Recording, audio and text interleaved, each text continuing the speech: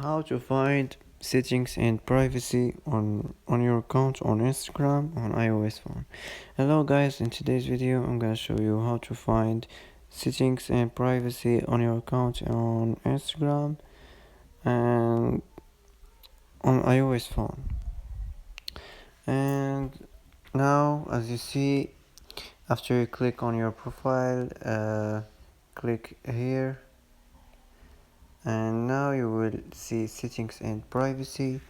Click on it like this, and now as you see, you can manage your account center, you can manage your notifications, your time spent, you can manage your account privacy, and you can manage also all these things here.